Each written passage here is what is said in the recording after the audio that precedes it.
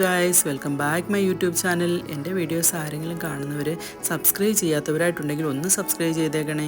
നിങ്ങളുടെ ഓരോരുത്തരെയും സപ്പോർട്ട് ഉണ്ടെങ്കിൽ മാത്രമേ എനിക്ക് മുമ്പോട്ട് പോകാനായിട്ട് കഴിയുകയുള്ളൂ. ഞാനിന്ന് ഉണ്ടാക്കാൻ പോകുന്നത് ഒരു കടലക്കറിയാണ്. അതിനായിട്ട് ചീനിച്ചട്ടി അടുപ്പിൽ വെച്ച് അത് നന്നായിട്ട് ചൂടായി വന്നപ്പോൾ അതിലേക്ക് ഞാൻ വെളിച്ചെണ്ണ ഒഴിച്ചു കൊടുത്തു.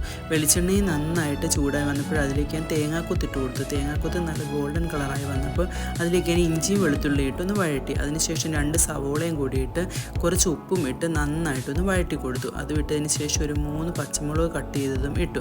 അത് വിട്ടൊന്ന് വഴറ്റിയതിന് ശേഷം അതിലേക്ക് ഞാൻ കറിവേപ്പില കൂടി ഇട്ട് കൊടുത്തു. അതും വഴറ്റിയതിന് ശേഷം അതിലേക്ക് ഞാൻ മുളക് പൊടി, മല്ലിപ്പൊടി, മഞ്ഞൾപ്പൊടി, ഗരം മസാല ഇത്രയും മസാലകൾ കൂടി ഇട്ടതിന് ശേഷം നന്നായിട്ട് മിക്സ് ചെയ്തു.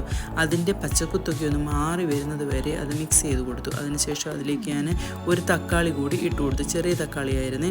അതുകൂടി ഇട്ട് കൊടുത്തതിന് ശേഷം നന്നായിട്ട്